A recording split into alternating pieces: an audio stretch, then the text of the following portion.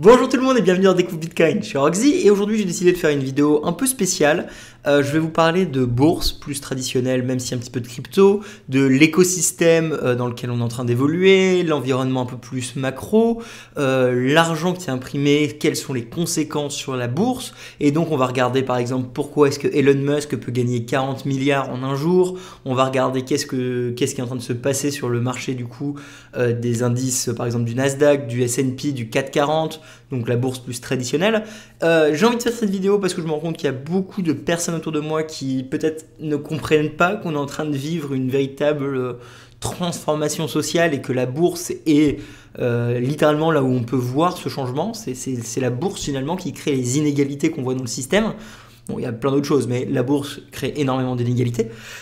Et donc je me suis dit, allez, on part en freestyle. Je vous ai sélectionné quelques charts qui peuvent être intéressantes pour vous. Et je ne sais absolument pas la structure de cette vidéo. Je vais juste vous montrer des charts, parler un petit peu de tout, vous remettre des bases, on va dire, financières, en espérant que ça vous plaît. On va regarder évidemment Dogecoin, Tesla, Shiba, Bitcoin, etc. Attention, si vous tombez dans le terrier du Bitcoin, vous risquez de regagner votre liberté.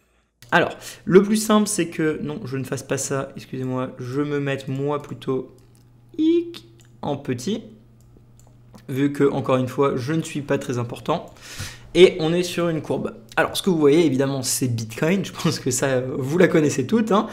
Évidemment, on ne voit pas ici ce qu'il y a en bas à gauche, parce que je suis pas en logarithmique, donc c'est-à-dire qu'on voit vraiment les différences de grandeur. C'est fait exprès parce que j'ai envie de vous expliquer une notion, en fait, qui est la croissance exponentielle, ou même pas, c'est le compound interest, peu importe.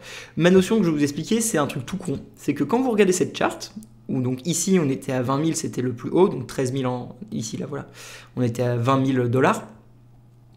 Aujourd'hui, donc on est à 62 000 le jour où je shoot cette vidéo.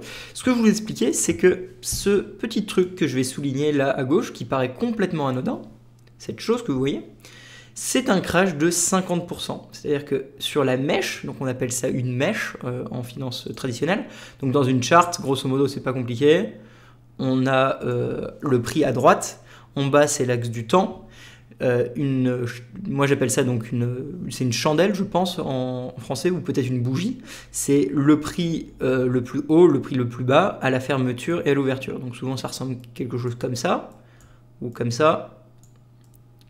Et donc ça voudrait dire que ça a ouvert là, fermé là, en fonction de la couleur. Donc vert, ça a fermé dans le positif, donc ça a fermé ici, ça s'est ouvert ici. Rouge, ça a ouvert là, ça a fermé là. Les mèches, donc ces choses-là que j'ai dessinées, représentent les fluctuations à l'intérieur de la journée. Donc imaginons, je vous fais ça et que la couleur, en l'occurrence, c'est rouge, et qu'on a cette mèche comme ça. Et bien en fait sur la journée, ce qui s'est passé, c'est que le prix a commencé, on va dire ici, il est monté très haut et il est descendu et il a fermé là. Donc il a fermé au plus bas vu qu'il n'y a pas de mèche en bas. Il a été très haut, mais finalement ça s'est renversé. Donc ça c'est notre ouverture, ça c'est notre fermeture. Bon, j'avais pas forcément prévu de vous expliquer ce que c'était une bougie, mais ça peut être intéressant parce qu'on va voir pas mal de charts. Donc ce que je veux dire, c'est que là on a une bougie en bas, et cette bougie, grosso modo, c'est une perte de 50%, 47% en un jour. C'est le fameux crash du début du Covid. Mais ce qui est intéressant à voir, c'est que cette petite bougie, si on la regarde comme ça, elle est ridicule. On le voit bien, on est passé de 8000 à 4000, donc c'est un écart de 4000. 4000, c'était 50% de Bitcoin. Aujourd'hui, ou quand on était au plus haut, on a également perdu 50%. Je pense que vous le savez tous, si vous êtes ici depuis un moment, vous avez perdu 50% de votre argent, ou du moins de votre potentiel argent non réalisé via Bitcoin. Et bien, si je descends, là je suis que à 20%, là je vais atteindre 45%, et là seulement j'atteins 50%. La différence est de 62 000 à 30 000, quasiment 30 000. Pourquoi je vous explique ça? Je vous explique ça parce que vous devez comprendre que du coup, là, quand les gens ont perdu la moitié de leur argent, c'était que une différence de 4 000, alors que là, pour perdre la moitié de l'argent, il fallait avoir une différence de 30 000. C'est colossal. De la même façon, vous vous rendez bien compte que du coup, ici, quand ils sont passés de 4 000 à 8 000, donc quand on a fait x100 pour retourner, 4 000, ça a multiplié l'argent des gens x2. Donc là, on est d'accord que les personnes qui ont acheté ici, grosso modo, si tu rajoutes 4000 au prix de Bitcoin, ils font x2. Et ça, c'est tout le temps. C'est-à-dire qu'à chaque fois qu'il y aura 4000 en plus dans le prix de Bitcoin, parce que ces gens ont acheté ici, ils vont faire x2. Ce qui est intéressant à regarder du coup, c'est que quand ici on est remonté, donc de 29 000 jusqu'à aujourd'hui 66 000, grosso modo, c'est une augmentation du coup de 30 000. 30 000, il faut se poser la question du coup, combien de fois il y a 4000 dans 30 000? Eh bien il y en a un paquet de fois. Donc en fait les gens ici simplement avec une remontée comme ça qui paraît anodine de 100%, ils n'ont pas fait un x2, ils ont fait quasiment un x8. Pour vous faire des maths un peu plus exactes, 30 000 divisé par 4000, donc grosso modo combien est-ce qu'ils ont fait? Ils ont fait 7,5. Ça veut dire que les gens qui ont acheté ici, parce qu'ils ont acheté absolument pas cher, quand ici il y a simplement un x2 sur le prix, eux ils ont un x 7,5. Et ce sera ça systématiquement. C'est-à-dire que là, quand plus tard on sera à 100 000, et bah de 100 000 à 104 000, c'est tellement compliqué de le faire. Hop, 104 000, c'est ici. Hop. Simplement une variation du coup de 4%, c'est complètement logique, ça leur fera un x2. Donc ce que vous devez absolument comprendre, et c'est là la grande différence avec absolument tout le monde en bourse, c'est que quand vous avez une position que vous avez achetée il y a très longtemps, et que le prix a extrêmement monté, finalement ça devient exponentiel, votre gain, parce que là quand ça fera 4%, ce sera un x2 pour les personnes qui ont acheté en bas. Juste pour être sûr, on parle bien de doubler sa mise de départ. Donc ils ont acheté un Bitcoin à 4000, le Bitcoin est désormais à 100 000, quand il passera à 104 000, finalement ils vont gagner 4000 de plus-value latente en plus. Les 4000, c'est donc leur mise de départ. Donc ils ont doublé leur mise de départ parce que finalement ce 4% équivaut à un 100% de leur mise de départ. Et de la même façon que plus tard, quand on passera du coup de 200 000 à 204 000, ce serait une différence de 2% environ, même si mes maths sont fausses. Il n'empêche que ça fera toujours un x2. Alors pourquoi je vous explique tout ça? Je vous explique tout ça parce que ça marche évidemment dans le monde traditionnel de la bourse. Et pour expliquer comment est-ce que Elon Musk il arrive à faire 40 milliards en un jour, il faut comprendre ça. Donc quand on va sur l'action de Tesla, je suis complètement en train de faire de l'impro, j'avais pas du tout prévu cet ordre aussi, mais peu importe. Quand on fait Tesla, et donc là je suis en jour, mais je vais même aller en mois pour bien que vous réalisiez l'ampleur que ça représente. Non, c'est pas assez détaillé, on va aller en semaine. Voilà, donc ça c'est les semaines. Donc vous voyez très bien que l'action de Tesla est en train d'exploser littéralement. Et donc là où les gens vont se dire « Ah mais regardez, ils ont fait 124%, je pense que vous comprenez en fait que les gens qui ont fait 124%, c'est simplement tous les nouveaux qui sont arrivés là. Ceux qui s'enrichissent de cette montée, c'est pas les gens qui font x2. C'est les gens qui ont acheté ici, avant que tout explose, donc c'est-à-dire avant même l'explosion de 2013, les gens l'ont acheté pour 5 €. Comprenez bien que quelqu'un qui l'a acheté pour 5 €, à chaque fois que le prix fait 5 €, il double sa mise. Donc quand on est passé à 10, ici il a doublé. Puis quand on est passé à 15, hop, il a redoublé, etc., etc., etc. Donc rien que pour ce pump-là, c'est-à-dire quand le prix a fait 600%, ce qui est absolument considérable, vous vous en doutez, ça lui a fait quasiment, la personne qui a acheté à 5000, ça lui a fait un x10. Je vous dis ça encore une fois, parce que du coup, comprenez bien que quand ici, Elon Musk, sur un jour, donc je vais aller dans journée, il voit son prix qui ouvre, on va dire, à la hausse, là, et donc par exemple, Elon Musk est ici, et que du coup l'action fait 6%, en fait ce qui se passe c'est que l'action est passée de 1146 à quasiment du coup 1211, donc c'est 70 que ça a fait, 70, vous vous rendez compte de ce que c'est 70, alors que les gens ils ont acheté à 5, ça veut dire que tout ce qu'ils ont mis à 5, quand en une journée ça prend 70, leurs gains sont absolument exponentiels et astronomiques. Tout ce qu'ils ont mis à l'époque, ils peuvent le multiplier du coup par, attendez, je fais les calculs, 14. Non, c'était pas un calcul très compliqué. Par 14. Ça veut dire qu'ils ont fait x14 de leur mise initiale en un jour. C'est absolument astronomique. Et c'est bien comme ça en fait que les fortunes sont faites, tout simplement. Parce qu'en attendant assez longtemps, finalement, une journée, ça donne tout l'argent du monde. Je vais vous montrer une autre graphe que j'avais pris, c'était pour vous montrer vraiment cet effet, c'est la fortune de... où est-ce que c'était? C'était dans... Ok, j'ai réussi. Je voulais montrer voilà, la fortune de Warren Buffett. Et pour comprendre comment est-ce que Elon Musk, Warren Buffett, tous ces grands milliardaires arrivent à être milliardaires, c'est à cause de ça. C'est littéralement parce qu'ils font ça. Et en fait, on voit bien que c'est complètement exponentiel parce que désormais, à chaque fois que sa société à lui fait un 5%, 10%, ça va multiplier par des ordres de grandeur astronomiques son argent qu'il avait à la base. Donc tout est absolument une question d'exponentiel et c'est du compound growth. Donc en fait, à chaque fois qu'il a de l'argent, il la réinvestit et du coup, finalement, son sac grossit exponentiellement à travers le temps.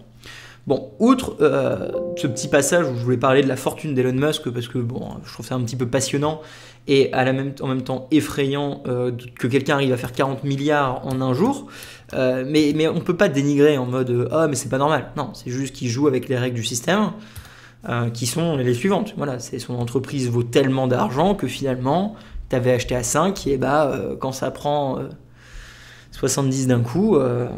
T'as fait x14 et tous les jours t'as ça. Donc tous les jours tu vas te retrouver avec des centaines de millions, des milliards qui vont arriver par la magie de la bourse. Alors évidemment c'est en stock, hein, donc c'est pas de l'argent liquide qu'il a. Mais s'il vend, il pourrait récupérer tout l'argent. Bref, on va revenir vers ce que j'avais prévu à la base, à savoir vous montrer des charts. Et en l'occurrence j'ai envie de commencer avec le Nasdaq. Pourquoi je vais vous montrer le Nasdaq? Parce que je trouve cette courbe absolument astronomique. Et c'est très important que vous compreniez que l'impression monétaire, finalement, permet ce genre d'explosion proche d'une bulle spéculative, mais qui est simplement une sorte d'hyper-bitcoinisation de la bourse. Hyper-inflation de la bourse. En fait, comme tout le monde doit mettre son argent quelque part parce qu'on imprime des quantités astronomiques de billets, je vous ai préparé quand même le M1 américain, où on est quand même passé de 4 000 à 20 000 en l'espace de 1 an. Hein, si cette charte ici vous ne fait pas peur, je ne sais pas ce qui vous va faire peur. Le M2, alors le M1 et M2, je ne vais pas aller dans les détails de qu'est-ce que c'est, mais grosso modo c'est la masse monétaire et c'est différents paliers. Donc par exemple M1 ce serait l'argent liquide, billets disponibles, M2 ce serait ce qu'il y a dans les banques des coffres, ou des banques, M3 ce serait avec le bon et les obligations, etc. Donc c'est la masse monétaire, on va dire, pour faire très très simple. Ça c'est la dette. Bon, j'ai pas besoin d'aller en détail, je pense que vous comprenez qu'on a une dette qui est absolument impossible à repayer et qui est astronomique. On sait que l'explosion de la dette arrive depuis 71 et il faudrait que je fasse une vidéo entière sur ce site, mais je vous invite fortement, si vous n'êtes pas encore au courant, d'aller sur ce site What the fuck happened in 1971 et vous aurez toutes les courbes nécessaires pour comprendre à peu près où est-ce qu'on en est, à savoir que depuis 71 et donc la dissociation de l'or et du dollar, tout part en cacahuète, aussi bien du coup l'écart des richesses, l'instabilité dans notre système, la productivité, l'inflation, les taux d'intérêt qui vont vers le négatif, etc. Parlant de taux d'intérêt, comme je dis, ils sont en permanence vers la descente, on est très proche de zéro pour les taux américains et on est déjà en négatif si on prend les vrais taux nominaux. Et pour ce qui est de l'Europe, c'est pareil, on est à zéro. Et la Banque Centrale Européenne a récemment annoncé, ou Madame Lagarde du coup a annoncé, que les taux n'allaient pas remonter avec des taux à 0, 0,25 et moins 0,5. Je ne vais pas parler des taux d'intérêt négatifs qui sont une aberration inimaginable. Mais voilà, j'ai dit ce que je pensais, c'est une aberration inimaginable. Bref, pourquoi je vais vous parler de ça? Je vais vous parler de ça parce que du coup, cette impression monétaire crée l'effet cantillon, c'est-à-dire que quand on imprime de l'argent, ça va d'abord à ceux qui sont proches de la source, à savoir des hedge funds, des banques, des gens riches. Ces gens riches, naturellement, doivent placer leur argent et donc la placent en bourse Et donc, ça fait exploser les prix. Sauf qu'ils s'en foutent d'acheter cher parce que dans tous les cas, ils savent que l'argent est voué à aller vers zéro. Ils savent très bien que l'inflation va les rogner. On sait très bien qu'aujourd'hui, l'inflation est à 5% en France et ça va continuer à augmenter. Je veux dire, je vois pas pourquoi ça baisserait quand on imprime et on a des pénuries de tous les côtés. Donc les prix vont augmenter, je vous préviens d'avance. Et plus que les prix de votre baguette, c'est l'immobilier et le marché qui explosent. Donc, naturellement, les gens riches achètent des actions. Ils s'enrichissent en achetant eux-mêmes leurs actions parce que finalement, ces gens-là sont des gens qui ont toujours eu des actions. Et comme je l'ai expliqué dans la première partie de cette vidéo, un petit changement ici, en haut, on va le refaire pour vous, un changement ici est extrêmement exponentiel par rapport aux gens qui avaient acheté ici, ou même ici, ou même là. Et donc ça, c'est la crise de 2000, où on a eu une baisse très impressionnante, on va dire de 80%, je pense, 84%, donc c'était la crise de la bulle d'Internet. Et ça, c'est la bulle des subprimes en 2008, avec 68%. Aujourd'hui, on est très haut. Et ce qui est rigolo à se dire, c'est que même si la bourse demain devrait perdre 60%, ça ferait qu'on arriverait là, ce qui serait en soi pas trop déconnant dans un marché, on va dire, sérieux. Moi, je pense que si les prix n'étaient pas manipulés et s'il n'y avait pas une impression monétaire pour maintenir notre écosystème avec une perfusion constante de monnaie, ou si les taux d'intérêt n'étaient pas, on va dire, artificiellement bas, on aurait des crashs, on aurait un crash de cette amplitude. Je veux dire, excusez-moi, regardez, on est à combien de pourcentage là? Je sais pas, on doit faire 1600% sur une économie logique. C'est absolument ridicule. Donc, on va enchaîner. Donc, le Nasdaq, pour ceux qui ne connaîtraient pas, c'est un indice boursier qui représente les 100 sociétés américaines basées sur la technologie. Donc, les plus grosses, vous les connaissez, c'est Apple, avec une montée absolument faramineuse de Apple, même depuis le Covid. Donc là, depuis mars, je pense qu'on a quasiment doublé, 74,150. Donc on a doublé la quantité d'argent qui est représentée dans Apple. Ici, c'est Amazon. Ici, c'est Adobe Illustrator, société que j'apprécie beaucoup. Et voilà, je voulais montrer cette charte pour montrer que c'était pas non plus que les GAFA, même si les GAFA représentent à eux-mêmes quasiment 50% du Nasdaq, où on n'est pas loin de ces chiffres-là. Et Microsoft. Donc, des montées absolument faramineuses, absolument paraboliques, justifiées ou pas par la nécessité qu'on a à télétravailler, par l'explosion du e-commerce, peut-être, mais il n'empêche qu'une montée aussi soudaine, généralement, ça veut toujours dire un crash. Est-ce qu'il y aura un crash? Quand est-ce qu'il y aura un crash? Personne ne peut le prédire. Moi-même, je n'essaierai pas de le prédire, simplement parce qu'on est dans un marché manipulé. Donc, à chaque fois que tu as un petit crash, on rajoute de l'argent, ou alors on dit, vous inquiétez pas, ça va pas baisser. Donc ça, c'est simplement pour vous montrer, littéralement, et que vous compreniez pourquoi ces milliardaires sont aussi riches. Pourquoi est-ce que les gars d'Apple sont aussi riches? Simplement parce que la bourse est au plus haut, et eux, ils ont eu des actions à quelques centimes. Littéralement, 80 centimes, 1 centime, même moins pour les cofondateurs. Ça veut dire qu'à chaque fois que le prix bouge de 1 euro, eux, ils se font des couilles en or. Amazon, c'est pareil. Adobe, c'est pareil. Microsoft. Maintenant, je vais aller plus sur le marché plus traditionnel. On va appeler ça le marché le S&P. Le S&P 500, c'est les 500 sociétés américaines. Et donc là-dedans, tu vas te retrouver avec des sociétés, on va dire, plus terre-à-terre, comme du Walmart, par exemple, comme les banques.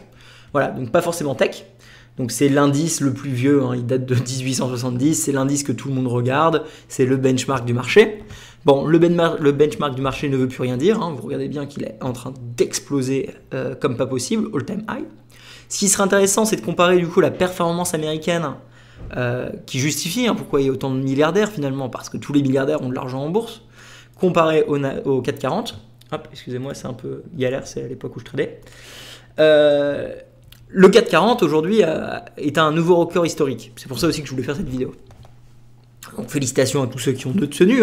Ce qui est d'ailleurs rigolo, c'est qu'on peut voir que depuis 2000, c'est aujourd'hui la seule fois où on est positif. Ça veut dire que si vous aviez mis votre argent dans le 440, et ben en 20 ans, vous auriez fait... Allez, on va y arriver. Vous auriez fait 0,75%. Félicitations. Si jamais vous aviez mis votre argent aux États-Unis, sans même considérer le Nasdaq, depuis les années 2000, vous auriez perdu 50%, 2 fois, ce qui est assez rigolo, et aujourd'hui vous seriez à 200%. Donc 1 fois... donc 100% c'est 1 fois 2, donc c'est 1 fois 4. La différence est impressionnante, mais évidemment, vous inquiétez pas, notre économie va très bien, il n'y a rien à redire, on va avoir de la croissance cette année, et tous les indicateurs sont au vert, donc surtout, pas de panique, hein, les amis. On a l'indice anglais. L'indice anglais, c'est les 100 sociétés, et 440, c'est les 40 sociétés françaises, mais je pense que tout le monde connaît le 440. Hein.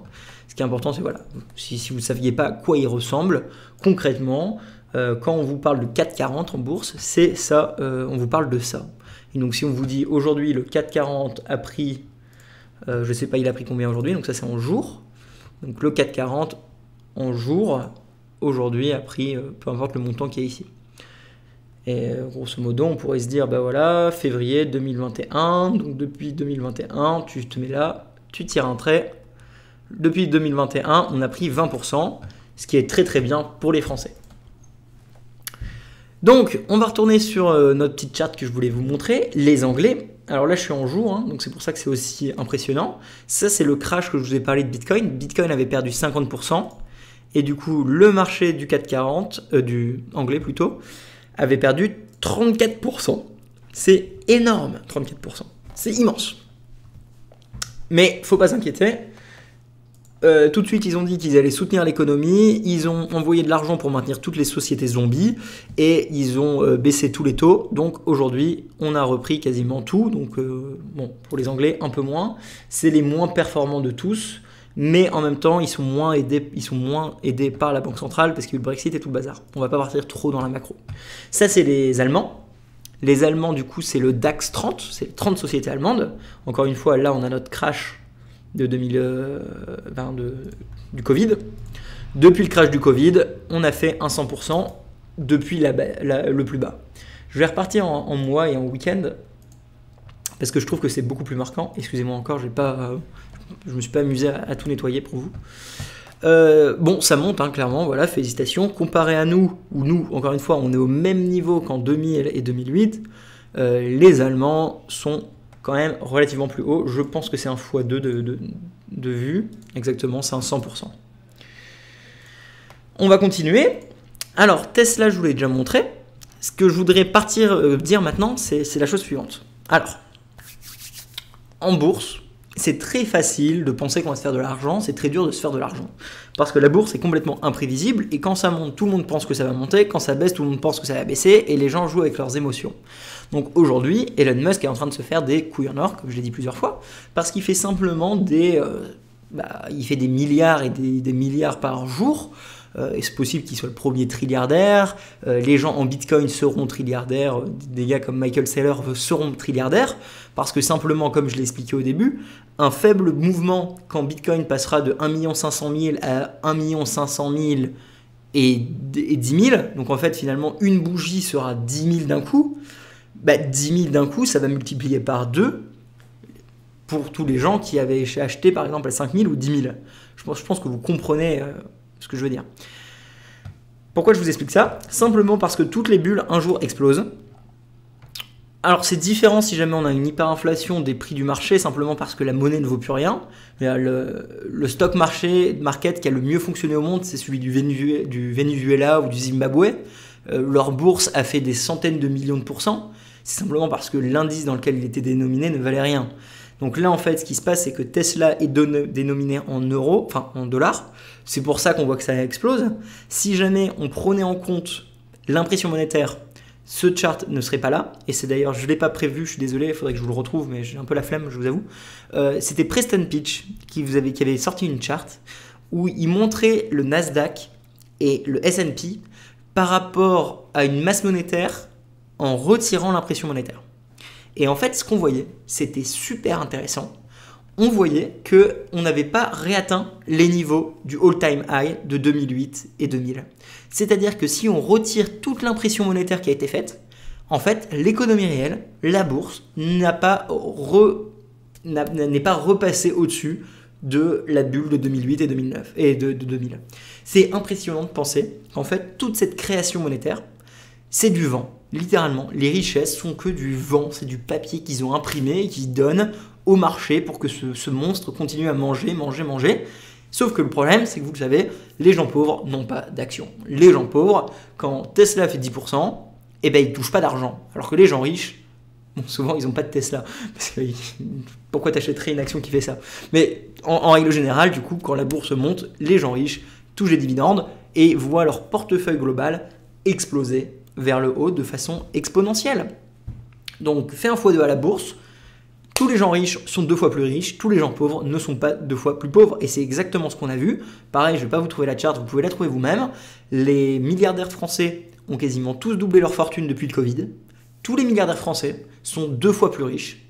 La majorité des Français ne sont pas 2 fois plus riches et sont sûrement même plus pauvres, avec plus de difficultés et en plus de l'inflation qui vient arriver.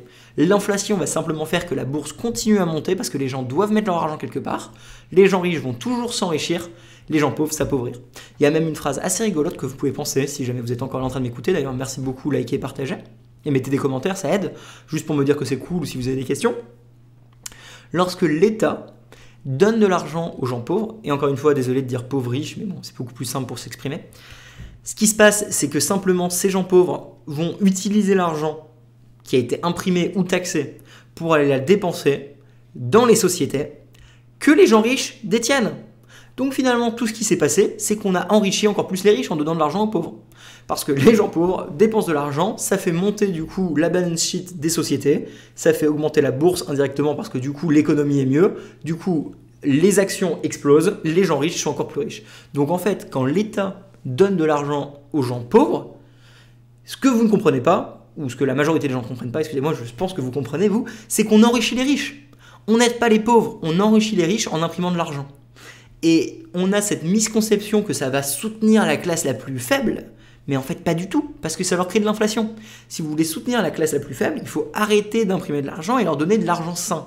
Un argent comme Bitcoin non dévaluable. S'ils ont ça, ils vont pouvoir commencer à économiser, ils vont pouvoir commencer à avoir une épargne pour pouvoir avoir un coussin de sécurité pendant les moments durs et pouvoir entreprendre plus tard, quitte à même eux-mêmes investir.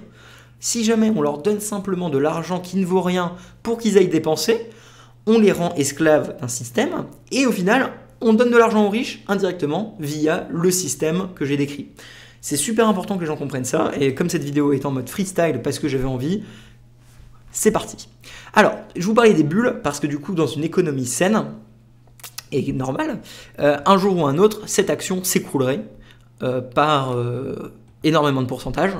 Parce que simplement c'est une bulle spéculative où tout le monde achète de façon complètement irrationnelle. Et d'ailleurs c'est rigolo, je pense que si on regarde en direct, on est en train d'avoir le nouveau all-time high du coup de Tesla. Donc voilà, je veux dire, là, si jamais cette petite bougie, qui est la bougie minute, passe au-dessus de là, donc je pense que ça va être maintenant en direct, hein, ça veut dire que ça y est, la fortune personnelle de Elon Musk est en train de continuer d'augmenter. Et je suis prêt à parier, même si je n'ai pas les maths exactes, que là, si on fait 0,14%, donc simplement si on va par exemple ici, 0,50%, Elon Musk, simplement parce que cette petite bougie existe, et que la bougie va de là à là, Elon Musk doit sûrement se faire quasiment 2 ou 3 milliards. 2 ou 3 milliards de dollars, simplement parce que, voilà, sur ce système qu'on a créé, la bougie monte. Et de la même façon que là, parce que ça descend, il vient de perdre 1 milliard ou 2 milliards, tu vois. Donc là, ça, il vient de perdre 1 milliard. Ou peut-être pas, allez, il a perdu 300 millions. Voilà, là, ce que je suis en train de faire comme ça joue sur 300 millions de sa fortune. C'est ridicule, je suis d'accord avec vous, il n'empêche que c'est comme ça que le système marche. Donc, on va repartir sur le mois, parce que c'est toujours plus marquant de simplement se dézoomer un petit peu, et quand on dézoome, on peut dézoomer beaucoup pour Tesla, parce que c'est exponentiel. Je vais vous montrer qu'en fait, naturellement, il y a quand même des crashs. C'est-à-dire que quand tout le monde pense que ça monte très très haut, un jour ou un autre, le marché va corriger. Donc ça, c'est Canopy. Canopy, c'est une société qui fait pousser de la marijuana au Canada. Il y a eu une bulle spéculative en 2017. En l'occurrence, je la suivais de relativement près. Ça a pris des milliers de pourcents, hein, parce que du coup, nous, on avait eu l'opportunité d'acheter ici dans les 1, 2, 4 euros. C'est monté jusqu'à 70 de mémoire, ouais, 77, donc 2000%. Alors, je suis d'accord qu'en crypto on fait plus, hein, mais moi j'ai envie de vous parler du marché traditionnel parce que il faut réaliser que la majorité de l'argent du monde est quand même dans le marché traditionnel. La bulle allait toujours monter, toujours monter. Bon, bah aujourd'hui, du sommet à en bas, où est-ce qu'on est aujourd'hui? Moins 75%. Ça veut dire que les gens qui ont acheté en haut en pensant devenir riches ont tout perdu. De la même façon que les gens qui vont acheter ici avec Tesla vont probablement tout perdre, sauf s'ils ne vendent jamais, ils attendent très longtemps. De la même façon que les gens qui achètent ici au Nasdaq, si l'économie était rationnelle, un jour il y aurait un crack, parce que c'est pas possible d'avoir un marché aussi surévalué. Peu importe qu'on y pense, hein, c'est juste que naturellement il doit y avoir des cycles économiques si c'est pas manipulé, et du coup les gens perdraient beaucoup d'argent. Et ce serait sain. Mais malheureusement, ce n'est pas sain. Voilà, ce que je veux vous montrer, c'est que du coup, l'argent monte, tout le monde fait de l'argent, c'est bien, le marché est au plus haut. Attention le jour où ça baisse, parce que ça va baisser. Et quand ça baisse, ça peut être très très violent. C'est-à-dire que là, si je vais en journée, je pense qu'en plusieurs jours, voilà, c'est en quelques jours que tout le monde perd son argent, on va dire. Et quand ça part, des fois, ça remonte jamais. J'ai des charts à vous montrer peut-être après où ça remonte pas.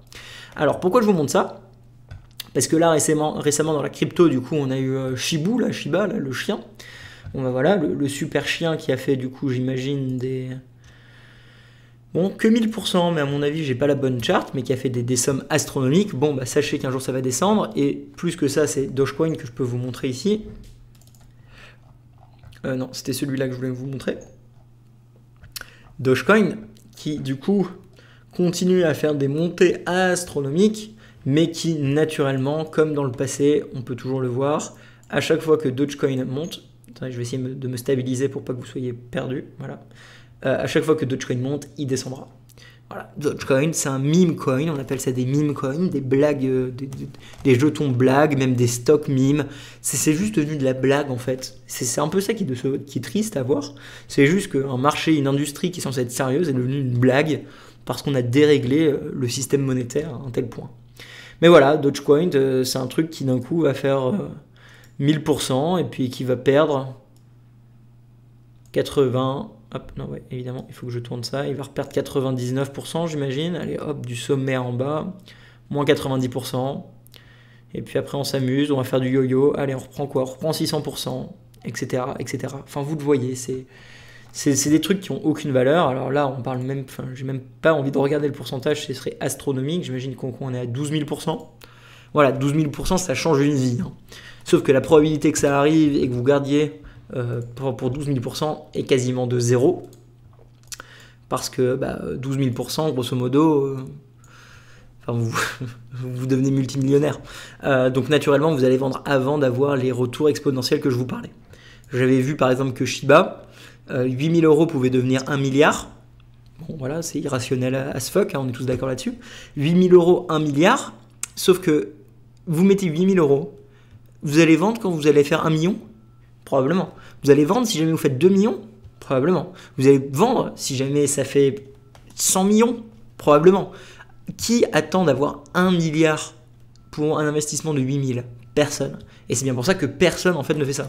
Et si vous pensez que vous avez la force mentale de réussir à tenir 8 000 vers 1 milliard et ne jamais vendre, bon, en plus de ça, il n'y a pas la liquidité pour vendre 1 milliard. Mais franchement, je pense qu'il n'y a personne qui a la capacité mentale de passer de 8 000 à 1 milliard et ne pas vendre à 400 millions. T'imagines, tu passes de 400 millions à 2 millions et tu te dis putain, j'ai give up 400 millions parce que je voulais 1 milliard. Bref, mais en même temps, vous comprenez bien que du coup, comme je l'ai expliqué au début avec mon Bitcoin, de 1 milliard à 2 milliards, c'est très rapide. De la même façon que 2 milliards à 5 milliards, ce serait très rapide parce qu'un tout petit pourcentage d'évolution en haut de la bulle spéculative signifie des gains astronomiques pour ceux qui ont acheté en bas. Et les gens qui ont acheté en bas, ce sont les gens qui sont déjà milliardaires aujourd'hui.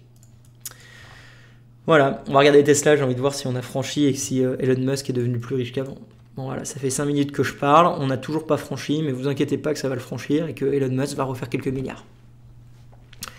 Donc, grosso modo, ce que je voulais dire avec cette vidéo complètement improvisée, c'est les richesses se font avec une courbe exponentielle, où en fait vous gardez votre investissement avec le temps. Si vous sortez, vous rentrez, vous sortez, vous rentrez, vous allez être taxé. Parce que j'ai pas parlé de taxes, mais c'est parce qu'il n'y a pas de taxes en fait qui sont aussi riches. Hein. Si jamais ils étaient taxés, ils seraient pas aussi riches. Et quand je dis taxés, c'est parce qu'en fait ils ne vendent pas. Donc c'est des gains non réalisés, donc pas taxables. Ce qui est en soi positif pour l'écosystème, parce que ça permet de faire de l'investissement à long terme. Alors il y a peut-être des abus, c'est une autre question philosophique qu'il faudrait se poser. Donc ce que je voulais vous expliquer, c'est que 1. Les milliardaires sont milliardaires parce qu'ils ont leur argent en bourse et que la bourse monte de façon exponentielle à cause de l'impression monétaire décidée par les gens d'en haut pour soi-disant soutenir les gens d'en bas, sauf que finalement ça profite aux gens d'en haut. Deuxième chose, comme c'est exponentiel, un tout petit changement en haut équivaut à une énorme différence pour les gens qui ont acheté en bas. Ah ça y est, Elon Musk vient de faire 1 milliard. Voilà, vous l'avez en direct, ça y est, ça c'est Elon Musk vient de se faire 1 milliard devant nous. J'ai envie de lui dire félicitations, il a bien joué son coup, mais ça reste irrationnel. La deuxième chose que je voulais vous expliquer, bon, c'était littéralement l'écosystème dans lequel on vit aujourd'hui, hein, c'est-à-dire une impression monétaire absolument astronomique qui crée des énormes inégalités et du coup la montée du populisme. Aujourd'hui, c'était pas compliqué. J'avais vu cette charte encore une fois la dernière fois. Pour acheter une maison, à l'époque, il fallait 5 ans de boulot. Aujourd'hui, on est quasiment à 20 ans de boulot. Ça veut dire que si vous voulez être propriétaire, vous allez devoir bosser 20 ans. Avant, c'était 5 ans. Cette explosion du prix de l'immobilier est liée indirectement à l'impression monétaire. Tout y est lié, tout vient de la monnaie en fait. Et quand on commence à comprendre que tout vient de la monnaie, on comprend l'importance de faire un reset complet du système avec une monnaie saine. Ah, ça fait du bien de s'exprimer. Ah là là, ça fait du bien. Bon allez, je vais la couper là parce que j'ai pas envie de vous parler de plus. Qu'est-ce que je pourrais vous montrer? Si ça vous intéresse, du coup, le marché asiatique n'est pas mieux. Hein. Enfin, si, il est un peu différent, tu vas me dire. Mais bref, il monte également. Donc ça, c'est Taïwan. C'est pas les meilleurs charts hein, que je vous ai sélectionnés là. Topping 500, je sais plus c'est quoi. Ça fait longtemps que je les regarde plus ceux-là. Nikkei, c'est le Nikkei, c'est les Japonais. Et les Japonais ont eu leur moment. Ce qui est très intéressant avec les Japonais et qui vaut le coup d'étudier, c'est grosso modo comment est-ce que les Japonais ont fait une soviétisation complète ou socialisation, je sais pas comment on dit, de leur économie. Aujourd'hui, le marché est détenu par 90% plus par la banque centrale japonaise. En fait, ils ont simplement tout racheté, exactement comme on est en train de le faire, parce qu'ils ont déjà eu leur grand crack. Ici, en 88, hein, c'est le crack de 88 ou 90 pour le Japon. Le marché était absolument folie furieuse. Hein, il y a des très bons films sur le sujet. Et il a perdu 80%. Et il s'est toujours pas remis. L'économie japonaise ne s'est toujours pas remis du crack boursier qui a été déclenché par les folies des spéculateurs japonais. Et vous devez comprendre que dans la culture japonaise et du jeu et du pari, ils y vont à fond. Donc ils ont appuyé sur la pédale de la spéculation. Mais c'est exactement ce qu'on est en train de faire. On fait la même chose. Il faudrait que je vous trouve une meilleure charte que celle-ci pour vous montrer l'explosion depuis les années 60. Alors certes, il y avait un boom technologique, mais il n'empêche que c'était irrationnel. Ils l'ont payé très cher parce qu'ils ont eu leur crack. Finalement, ils ont eu une récession pendant des années avec la bourse qui continue à descendre progressivement, donc une vraie dépression. Hein. Et aujourd'hui, ils sont toujours pas remis. Enfin bref. Qu'est-ce qu'on a ici? Ça, c'était des pays d'Asie. C'est à l'époque où je les regardais tous les jours. Ça, c'est Shanghai. Pareil, regardez cette bulle ici. Enfin, vous voyez bien que tout ce qui monte descend. Et quand on est assez longtemps dans le milieu de la finance, on sait que tout ce qui monte descend. Voilà. Shenzhen, ça c'est la Chine de mémoire. La Chine qui, pareil, hein, on peut pas nier que la Chine est sur une croissance astronomique. La Chine a quasiment pris 60% du commerce mondial.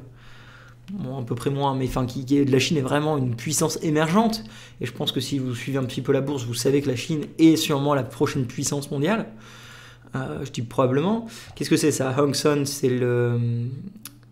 Ah, je sais plus c'est lesquels. Je suis désolé, je les connaissais par cœur avant, mais j'avoue que ça fait longtemps que je regarde pas. Mais voilà, donc le marché asiatique n'est pas aussi haut et sous stéroïdes, mais dans l'idée, il l'est. Et évidemment, nos cryptos n'en démordent pas. Les stocks du CAC 40, si jamais ça vous intéresse. Hein. Carrefour, Carrefour qui ne s'est toujours pas remis des années 2000, hein, donc Carrefour qui est au plus bas. Alors je dis pas que c'est un bon achat ou un mauvais achat, je vous explique juste que bah, voilà, Carrefour est en PLS. Qu'est-ce qu'on avait d'autre que j'avais sélectionné à une époque? Ça c'est Total. Total, il y a beaucoup de rendement, donc c'est un peu différent la bourse française. Il faut aussi différencier deux types d'actions, les actions croissantes, donc avec de la vraie growth, donc des actions qui prennent des parts de marché, qui grossissent, et des actions qui sont un petit peu à la fin de leur cycle, qui ont un monopole et qui génèrent du cash. Deux styles complètement différents d'actions. Société Générale, pour ceux qui se souviennent de la bulle de 2008, voilà, hein, la Société Générale qui a fait un moins 87%, et qui est toujours plus bas. De toute façon, il n'y a aucune banque européenne qui s'est remise de 2018. Ils ont tous été rachetés bail-out. Hein. Donc, c'est des sociétés qui sont absolument sous infusion, mortes. Notre économie, de toute façon, en règle générale, est morte. Je ne sais plus qui m'avait dit dans les commentaires un jour, soit moins catastrophique. Ah, désolé, c'était pas la vidéo qu'il fallait. Voilà, la bulle des années 2000. Hein, ça monte... Ah, regardez, c'est drôle. Si jamais on vous met ça, et que je vous dis que c'est un shitcoin, vous me croirez? Bah, moi, je pense que vous me croiriez. Ça, c'est voilà, si je vous mets que ça, c'est un shitcoin. Et bien votre shitcoin, il a tout rendu, voire même plus. Derrière, il a rien fait, et après, hop, on est reparti. Donc ça, c'est Safran, hein, pour information. Avec le crack là, de 2020 qu'on connaît tous. Hein. Très bonnes entrées, voilà. Ça, clairement, c'est une super entrée. Ça a fait quasiment moins 75%. 70%. Le gars qui a acheté là, bravo à toi, tu as eu raison. Je dis pas si, alors déjà pas de conseil financier, et je dis pas qu'il faut acheter ou pas acheter, ça c'est Renault, hein, les amis, si vous voulez savoir ce que c'est Renault. Et ici, on est sur AXA. AXA, voilà. Je dis pas qu'il faut acheter ou pas acheter des actions, et d'ailleurs, on n'a même pas parlé après on peut parler après des commodités si vous voulez, comme ça fait une vidéo un peu globale surtout. Je vous dis pas d'acheter ou pas acheter d'actions, je vous dis simplement que dans un monde où la monnaie est infinie, les actions sont un meilleur rendement qu'une monnaie infinie. Je vous dis également que dans un monde où on imprime à l'infini, les actions iront également à l'infini si on les dénomine par rapport à 1 euro ou 1 dollar.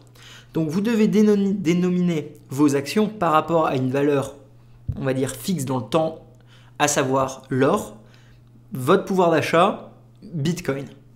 Commencez par ça. Si vous êtes un peu plus poussé, essayez de prendre en compte l'impression monétaire dans votre calcul de plus-value des actions. Et après, j'ai envie de dire, si vous avez déjà des actions, est-ce que c'est le moment de vendre ou pas vendre? Je m'en fous. Ce qui est important, c'est de se demander pourquoi vous avez des actions. Vous voulez avoir des rendements passifs? Très bien, les actions, c'est un truc qui me passionne et je pense que tout le monde devrait en avoir un jour ou un autre.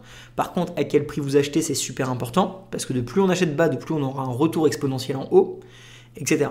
Donc il y a vraiment beaucoup à faire sur les actions et ça mérite une classe entière. D'ailleurs, je vous annonce, je suis déjà en train de préparer ça. Une prochaine formation, probablement en 2022, sera sur la bourse. Le pétrole, pour ceux qui ont suivi, le pétrole était allé en négatif pendant le Covid. Hein. C'était absolument passionnant. Aujourd'hui, il est remonté entièrement. Donc le pétrole, donc les contrats futurs, hein, évidemment pas le pétrole que vous payez vous, parce que le pétrole que vous payez vous est taxé à je ne sais pas combien de pourcents, mais à tout quasiment. Enfin, vous payez que des taxes. Quand vous prenez de l'essence, vous payez que des taxes en gros. C'est pas compliqué. Donc il était parti en négatif, il est remonté à 80. J'avais entendu pas mal de gars qui avaient annoncé que le pétrole retournerait à 80, ce qui est très cher évidemment. Ils ont eu raison et bravo à eux. Donc ça c'est le pétrole, hein, pour vous donner une idée du cours du pétrole. Voilà. Avec pareil les commodités, donc qui ne sont pas des actions, qui sont encore autre chose. Hein. Donc il y a les monnaies, il y a les commodités, il y a les stocks. Sont très volatiles et vous allez le voir très vite. C'est très volatile, voilà, avec des énormes explosions de prix, des très grosses baisses, des grosses explosions, des très grosses baisses. J'ai fait une vidéo récemment sur la volatilité. Pour vous donner une idée, les commodités sont très très volatiles. Donc ça c'est l'argent. Ça c'est l'or. Alors vous connaissez tous l'or, hein. Généralement les gens aiment bien l'or quand ils sont dans Bitcoin. Personnellement j'aime bien l'or également, hein. C'est un très bon hedge en général face au système. Je pense que si tout s'écroule, l'or restera. Peut-être même plus que Bitcoin, même si j'ai un doute là-dessus, mais si tout s'écroule, l'or restera, peut-être pas Bitcoin. Par contre, si tout s'écroule pas, Bitcoin restera. Et Bitcoin prendra plus de valeur que l'or. C'est du moins mon avis. Voilà, donc l'or qui est à mes yeux manipulé, l'uranium qui est en baisse depuis très longtemps et qui est depuis le Covid est en train de remonter. D'ailleurs, c'était une trade que j'avais fait à l'époque. Je connais pas mal de gens qui ont acheté. Et en fait, les gens achetaient pas mal ici, ils ont été flush là, et finalement, bah voilà, ce dernier petit flush qui nique tout le monde, ça représente un changement de cours. Et depuis, ça explose. Donc, bref, l'uranium. Je vais retourner en moi. Je me dis, s'il y a des gens qui m'écoutent encore, au moins vous avez une overview de toute l'économie en une vidéo rapide. Soybean, comment on appelle ça? Soybean, c'est le blé, je pense. Enfin, ouais, je sais pas trop c'est quoi le soybean en français. Je pense que c'est blé. Enfin, c'est pas le blé, mais c'est le... Enfin bref, vous comprenez. On a le café ici, le café qui est toujours très volatile, hein. Ça c'est vraiment des trucs de trader de toute façon. Le sucre. Ce qui est important à voir, c'est que tout monte, hein. Grosso modo, peu importe la charte que je vous mets, on est sur une montée. Bon, ah non, là on est sur une descente. Bon, ok, soybean. De toute façon, ça dépendra des jours, c'est pas très important. Le gaz naturel. Ah, on entend souvent parler du gaz naturel à la télé, hein. Hop. Qu'est-ce que c'est ça? Ça, je sais pas. Si, ça, c'est du pétrole. Non, c'est pas du pétrole. Je sais plus c'est quoi ça. Faut que je le retire. Ça fait longtemps que je suis pas venu ici non plus. Donc ça, c'est le corn. Donc ça, c'est le blé. Ça, c'est le wheat. Futur, c'est corn. Non, corn, c'est maïs. Et ça, c'est blé. Copper. Et platinum. Bon, c'est pas le plus important, c'est pas le plus intéressant. Si vous êtes trader, vous les regardez une fois de temps en temps, vous essayez de suivre un petit peu le cours, c'est pas le plus important. Je vous ai pas parlé des monnaies, mais grosso modo, bon, euro, dollar, ça mérite une vidéo en soi. Ce qui pourrait être intéressant, ce serait plus... Non, bon, c'est pas très intéressant. On va arrêter la vidéo ici, pour de vrai cette fois. Qu'est-ce que je vous mets comme chart pour quitter? Allez, on va mettre Bitcoin. Non, on va mettre Elon Musk. Allez, on va mettre Elon Musk. Stock, Tesla, 1 minute. Elon Musk est plus pauvre. Elon Musk est plus pauvre. Pas de bol pour lui. Voilà. Bon, les amis, ça a été une vidéo un peu particulière, complètement freestyle, mais j'avais besoin d'une vidéo assez rapidement. Je trouve que c'était cool comme thème. Dites-moi si vous aimez bien ça et si vous voulez que je refasse plus. C'était pas Bitcoin, mais c'est important de comprendre l'environnement dans lequel on évolue. Et quand moi je vous dis que Bitcoin ira à l'infini, c'est simplement parce qu'en fait la monnaie fiduciaire ira à l'infini. Comme je vous l'ai déjà expliqué plusieurs fois, comme on imprime à l'infini, notre monnaie ne vaut rien, donc forcément tout va à l'infini. Et c'est bien pour ça qu'il y a des inégalités et des gens extrêmement riches. Parce que les gens gagnent de l'argent de façon ridicule et les gens les plus pauvres continuent à accepter cet argent. Donc forcément, ils jouent dans la boucle qui se mord la queue. Je ne dis pas avoir une solution miracle, je dis juste que Bitcoin est une bonne solution. Voilà. Allez, je vous dis au revoir ici. Merci à vous de toujours soutenir ce projet. Je vous annonce également là que je vais à El Salvador pour la conférence sur Bitcoin. Donc, il y aura peut-être du contenu un petit peu différent prochainement.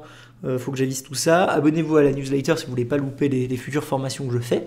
Je vous fais un gros bisou. Visitez le e-commerce quand il sera dispo. C'est bientôt fini.